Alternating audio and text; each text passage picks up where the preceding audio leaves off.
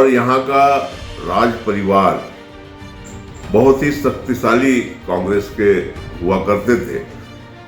ये स्थिति थी कि मुख्यमंत्री भी मंच से बोला करते थे कि हम मध्य प्रदेश के मुख्यमंत्री हैं, मगर सरगुजा के मुख्यमंत्री यहाँ के महाराज साहब हैं। उसके बाद भी सरगुजा का विकास ऐसा कोई भी काम नहीं हुआ जिसको मील का पत्थर कहा जा सके। विडंबना है कि आज भी अंबिकापुर विधानसभा में पहुंचविहीन गांव है। स्वास्थ्य की सुविधाएं कैसी है, जनता यहाँ की देख रही है। मतलब गैस की कमी से और ऑक्सीजन की कमी से और जनरेटर नहीं चल रहा है, डीजल नहीं है, उसकी कमी से बच्चे मर जा रहे हैं यहाँ पे। तो आप अनुमान लगा सकते हैं कि स्वास्थ्य की सुविधा क्या है। चुनाव लड़ने को लेकर टी.एस. सिद्धू का बयान आता है कि जनता जो तय करेगी मैं वह करूंगा। यहाँ देखने को मिल रहा है कुछ दिन पहले कि पार्टी के कार्यकर्ता ही चुनाव लड़ने को लेकर नामांकन भर रहे हैं, आवेदन दे रहे हैं। विधायक बनने के बाद वो पूरी जनता का प्रतिनिधित्व करता है, इसलिए वो भेदभाव नहीं रखना चाहिए कभी भी कि ये इस पार्टी का है, इस समुदाय का है, इस जाति का है, इसने हमें वोट दिया कि नहीं दिया। ये सोच जो रखते हैं जनप्रतिनिधि, ये गलत रखते हैं। भारतीय जनता पार्टी का मूल मंत्र तो विकास है, और विकास जो 5 वर्षों में अवरुद्ध हो गया है। और आप कितना संघर्ष करने का मादा रखते हैं कि आप जनता के सुख दुख में शामिल होते हैं कि नहीं होते हैं। आप जनता के साथ अन्याय यदि कोई होता है तो उस अन्याय को न हो, इसकी चिंता आपको करनी चाहिए। उनकी समस्याओं के लिए जो संघर्ष करे, ये सब बातें यदि कैंडिडेट में रहती है तो कैंडिडेट निश्चित रूप से जीतता है। नमस्कार साथियों, मैं आदित्य आप सभी का स्वागत करता हूं जीजी न्यूज में। और आज हैं हम अंबिकापुर के एक ऐसे शख्सियत के पास जिनका सफ़र राजनीति में लगभग 5 दशक से भी ज़्यादा हो चुका है। अपनी राजनीति की शुरुआत करने वाले हमारे साथ एक ऐसे शख्सियत हैं जिनका मैं नाम आपको लेने जा रहा हूं, मेजर अनिल सिंह जी, जो हस्तशिल्प बोर्ड के अध्यक्ष भी रहे हैं। स्वागत है हमारे चैनल पे। आपका भी स्वागत और अभिनंदन है। राजनीति सफर में छात्र जीवन से प्रारंभ किया और विद्यार्थी परिषद से काम करना शुरू किया, और 78 से फिर जनता दल, इमरजेंसी के बाद जनता दल बनी, जिसमें जनसंघ का विलय हुआ। उसमें युवा मोर्चा का मैं जिला अध्यक्ष था, और अनेक उसके बाद महत्वपूर्ण पदों पर रहते हुए 3 कार्यकाल में महामंत्री भी रहा, 91 में अध्यक्ष रहा, और नगर पालिका का भी मैं अध्यक्ष रहा, और हस्तशिल्प बोर्ड का अध्यक्ष रहा, और प्रदेश का उपाध्यक्ष भी रहा भारतीय जनता पार्टी का। अगर अंबिकापुर विधानसभा से आपको टिकट पार्टी देता है और जनता का जन समर्थन आपको मिलता है, तो आपके पास विधानसभा क्षेत्र के विकास के लिए क्या ब्लूप्रिंट होगा? देखिए, भारतीय जनता पार्टी का मूल मंत्र तो विकास है, और विकास जो 5 वर्षों में अवरुद्ध हो गया है, जो भी विकास सरगुजा जिला का हुआ, वो 15 साल के भारतीय जनता पार्टी की सरकार और रमन सिंह के नेतृत्व में हुआ। उसके पहले 5-6 दशक से कांग्रेस की सरकार रही, और यहाँ का राज परिवार बहुत ही शक्तिशाली कांग्रेस के हुआ करते थे।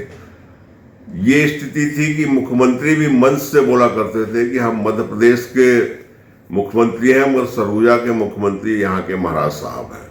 उसके बाद भी सरगुजा का विकास ऐसा कोई भी काम नहीं हुआ जिसको मील का पत्थर कहा जा सके, और एक परिवर्तन दिखे कि हाँ कुछ परिवर्तन हुआ, ऐसा कुछ भी नहीं हो सका। मगर हमने 15 सालों में यहाँ विश्वविद्यालय खोला, यहाँ मेडिकल कॉलेज की स्थापना किया हमने, और शिक्षा की व्यवस्था को सुदृढ़ करने के लिए काम किया। गांव-गांव में जो आप आज सड़कें देख रहे हैं, वो हमारे जो प्रधानमंत्री अटल बिहारी वाजपेयी जी थे, उन्होंने छत्तीसगढ़ हमको दिया और छत्तीसगढ़ का सौभाग्य बदला और पूरे छत्तीसगढ़ का विकास हुआ। और जो ग्रामीण सड़क आज देख रहे हैं वो हमारी देन है, भारतीय जनता पार्टी की देन है, माननीय अटल जी की देन है। तो इस तरह से विकास की गाथा, और फिर मोदी जी के कार्यकाल में आप देखेंगे तो विकास की गति में बड़ा परिवर्तन आया है, चाहे वो देश के विकास का हो, चाहे गरीबों के विकास का हो। शिक्षा का क्षेत्र हो या स्वास्थ्य का क्षेत्र हो, एक जनप्रतिनिधि का क्या योगदान होना चाहिए इन सभी की मूलभूत सुविधाओं में बदलाव लाने के लिए? भाई, मूलभूत सुविधाएं जनप्रतिनिधि यदि कोई भी है तो उसे तो पूरा करना ही चाहिए।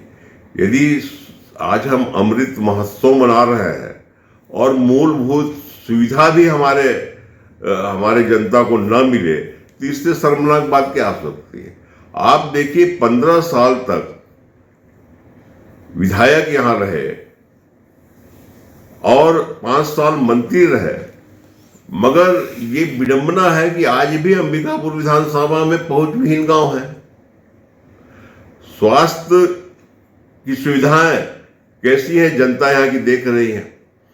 मतलब गैस की कमी से और ऑक्सीजन की कमी से और जनरेटर नहीं चल रहा है, डीजल नहीं है, उसकी कमी से बच्चे मर जा रहे हैं यहाँ पे। तो आप अनुमान लगा सकते हैं कि स्वास्थ्य की सुविधा क्या है। ये तो रक्षाबंधन के एक दिन पूर्व उन्होंने इस देश की जनता को और इस देश की मातृशक्ति को सम्मान देते हुए उन्होंने कम किया है, और उज्ज्वला योजना में 400 रुपया भी कम किया है।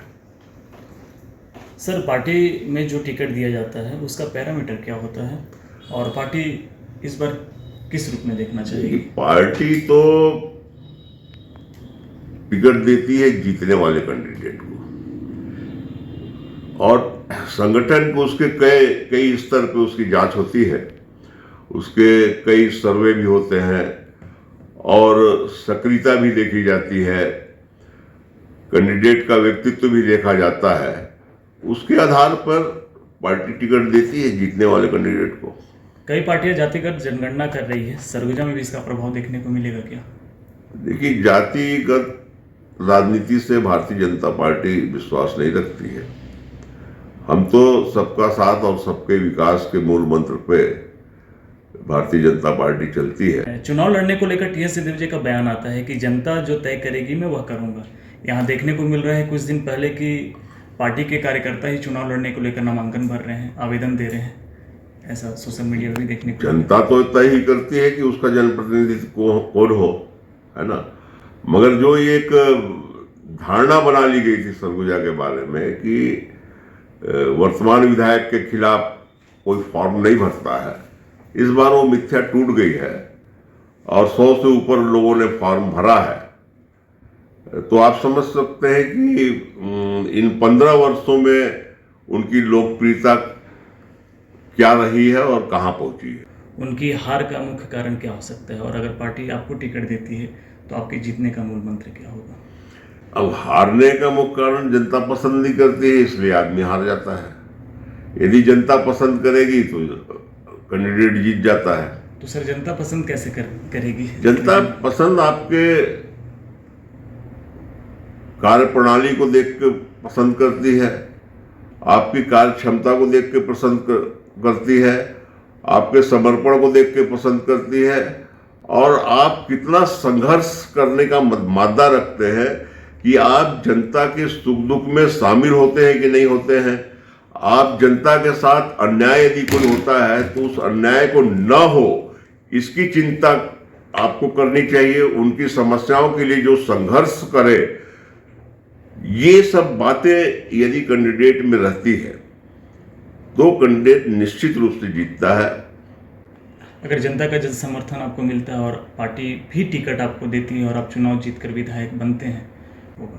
देखिए, किसी भी जनप्रतिनिधि का दायित्व तो होता है कि उसके क्षेत्र की जनता के साथ कोई भी अन्याय ना हो और उसके सुख दुख का सहभागी वो बने और जनता की मांगों के लिए संघर्ष करे, उसका समाधान करने की कोशिश करे और जनता की बात को सुने और जनता का भला कैसे हो सकता है, क्षेत्र का भला कैसे हो सकता है, इन सब बातों का ध्यान में रखूंगा। और मुख्य है कि मैं अन्याय किसी भी विधानसभा की जनता के साथ नहीं होने दूंगा, चाहे वो प्रशासनिक हो चाहे राजनीतिक हो। आज ये स्थिति है कि इनके मंत्री भारतीय जनता पार्टी के कार्यकर्ताओं के झूठे केसों में फंसाकर उनको प्रताड़ित किया जा रहा है, ये एकदम गलत है। और विधायक जो बनता है वो किसी पार्टी से बनता है, भारतीय जनता पार्टी से बनता है, कांग्रेस से बनता है, मगर विधायक बनने के बाद वो पूरी जनता का प्रतिनिधित्व करता है। इसलिए वो भेदभाव नहीं रखना चाहिए कभी भी कि ये इस पार्टी का है, इस समुदाय का है, इस जाति का है, इसने हमें वोट दिया कि नहीं दिया। ये सोच जो रखते हैं जनप्रतिनिधि, ये गलत रखते हैं।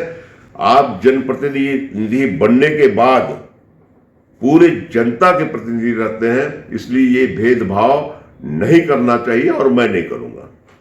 3 बार से विधायक रह चुके टी.एस. सिद्धदेव के खिलाफ आप चुनाव में उतरेंगे, तो उन्हें हराने का क्या तैयारी है आपके पास?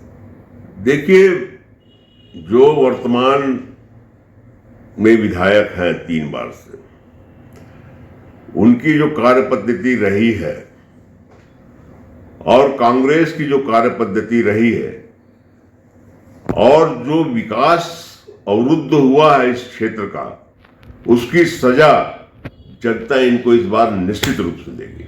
सर, अपने लंबे राजनीति सफर में आपने क्या क्या बदलाव देखे हैं? क्षेत्र के विकास के रूप में आप क्या देखना चाहते हैं? इस पे थोड़ा विस्तृत हमें जानकारी दें हमारे चैनल के माध्यम से जनता को।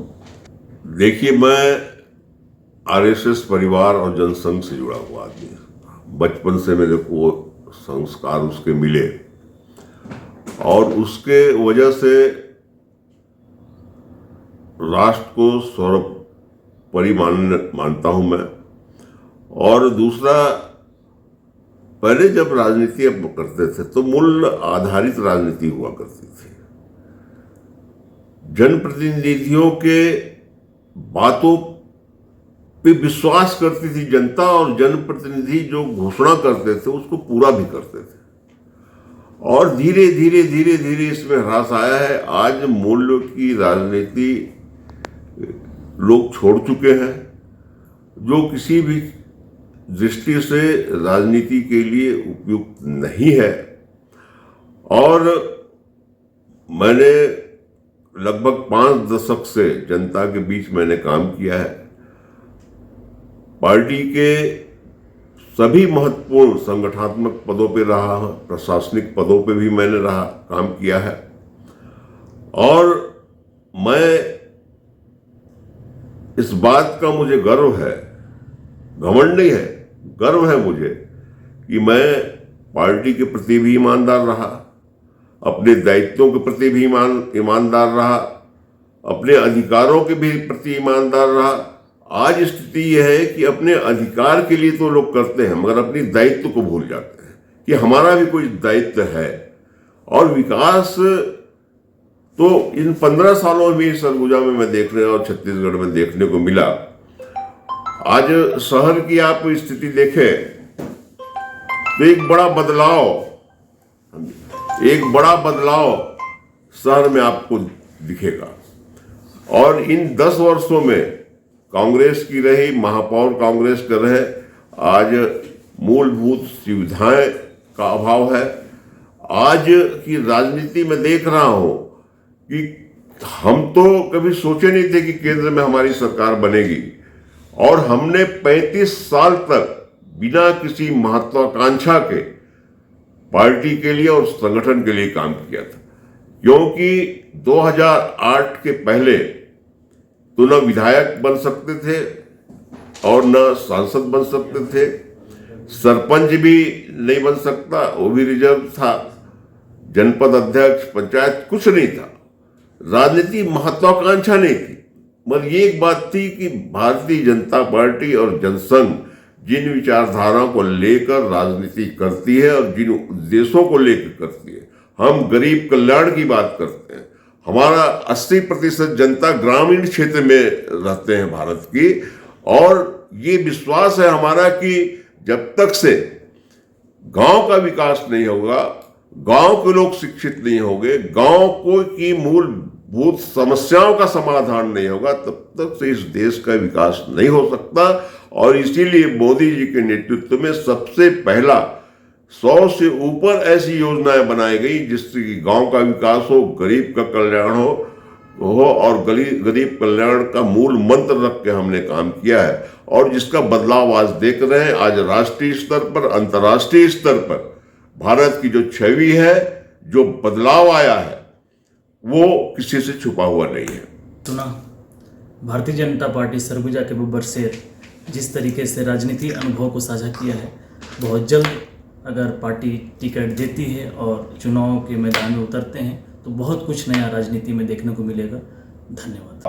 आपका भी बहुत बहुत धन्यवाद कि आपने मुझे अपनी बात रखने का मौका दिया, और मैं आपको विश्वास दिलाना चाहता हूं कि यदि प्रतिनिधि बनने का मुझे मौका मिला तो मैं कुछ अलग तरीके से करके और अपने दायित्व का निर्वहन करूंगा, ये मैं आपको विश्वास दिलाता हूं। बहुत बहुत धन्यवाद। मिल रहा है, प्राकृतिक प्रेमी भी हैं, पर्यावरण से भी काफ़ी लगाव रखते हैं,